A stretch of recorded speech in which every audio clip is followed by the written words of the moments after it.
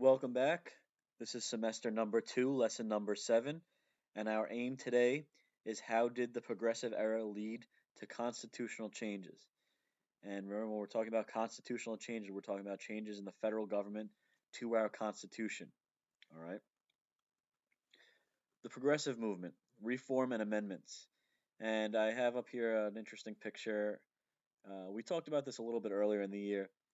The movement that started a little earlier on was women who were looking to ban the sale and consumption of alcohol in the United States, and this was called the temperance movement. All right, and if we look at this sign and all these women around it, it says, "Lips that touch liquor shall not touch ours." All right. Remember some of the reasons why they didn't want alcohol to be sold in this country. They felt that the men were taking their earnings from work and going right to the bar and spending their money.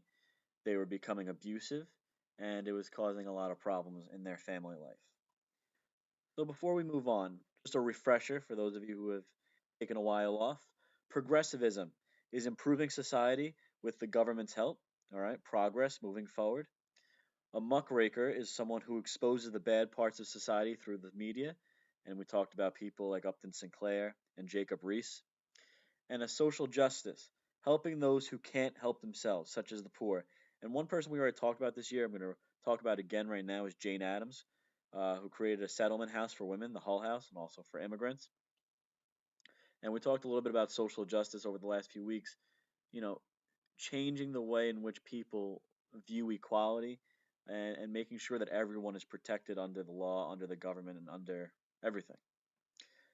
So the first thing we're going to talk about, which we've talked about already, is Jane Addams and the Hull House, which was located in Chicago, Illinois. It helped many groups, including the poor, the sick, and the abused women. All right. One of the main goals of the Hull House was to assimilate immigrants into American culture and assist them in learning the English language. Really, what the Hull House was meant to do was to protect those who really didn't have a say, right? The women who did not have the vote, the poor who really were, had no power, the sick who were never really cared for at this time, and also immigrants who were new to this country and didn't know anything about it.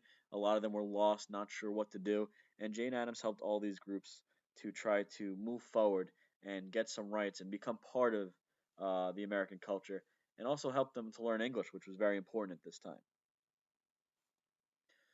The 18th Amendment. All right. Very important that we know this. First of all, just a reminder: an amendment is a change to the Constitution, right? An amendment to amend means to change. An amendment is a change to the United States Constitution, and the 18th Amendment is brought from the temperance movement. All right. The temperance movement, as we said before, was the campaign set forth by women to attempting to ban alcohol in the United States. All right. Men were abusive under the influence and often spent all the family money at the bar. So in 1919, the 18th Amendment is going to be passed, and this is called prohibition. All right, make sure we know this very important word, prohibition. So they try to ban alcohol in the United States in order to make the United States a country of higher morals. And it actually ends up causing more crime. And I want you to think of how this is possible and maybe connect this to something we know today, which is illegal, but at the same time is still used. If you think about marijuana usage, yes, it is banned, but if someone wants to smoke, how hard is it to smoke? And it's really not, right? They can get whatever they need, and they have all the opportunities in the world to do what they want to do. The same thing with alcohol. If people wanted to drink during this time of prohibition, they would find places to drink. All right, it was still pretty simple to get alcohol. The only difference now is it wasn't legally sold, so now you had underground organized crime rings to bootleg this alcohol into the country, and this caused violence, gang warfare, all types of crime, which wouldn't have existed if prohibition never existed. So it actually ended up that more people and more people were hurt and more crime took place during the time period of prohibition. All right. And if you look at this picture on the right, it's propaganda. Help me to keep him pure. Please vote against the sale of liquors. And in 1919, this happened. They banned alcohol.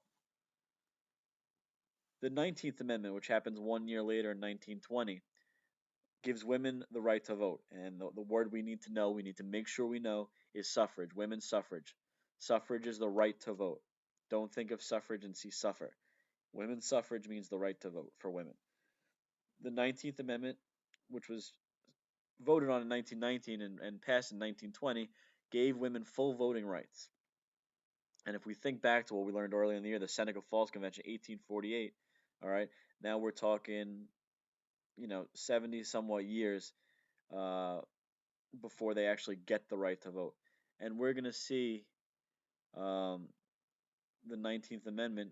One of the reasons the 19th Amendment takes place is because during World War One, women play an important part, and after that, men see the importance of women in society, and it kind of brings them into an equal footing in some ways. So, the talking points you guys are going to develop, all right, and I want you to think about a few questions you might have, thoughtful questions, not yes or no questions, and we'll talk about those in class. Our check for understanding. The national effort to ratify the women's suffrage amendment was strengthened by A. The economic opportunities created by World War One. B. Public outrage over corruption in the federal government. C. A backlash against the adoption of the national prohibition.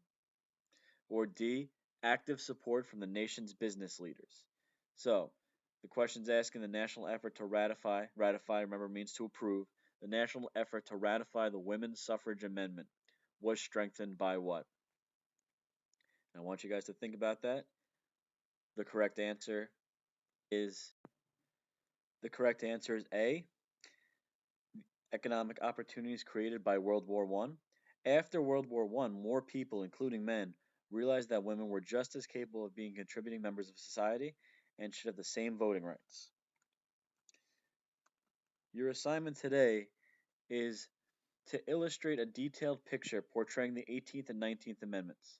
Make sure that by viewing these pictures, someone would be able to figure out what rights the amendment gives us or what this amendment does for Americans. Then you should write a caption with one sentence explaining your picture and one sentence that defines the actual amendment. And part two says, imagine you are an illustrator for a newspaper. Your job is to advertise the passing of the 18th or 19th Amendment. You must try to persuade people to not only understand why the amendment, not only understand the amendments, but also accept and approve them and want them to get passed. Your advertisement must have both illustrations and written parts that grab the public's attention and persuade them to accept and follow the 18th and 19th Amendments. Now, you have two choices here. By the end of class, you should have one done. Here are some models or examples for you guys to start with, and we will talk more about this in class tomorrow. Have a good night.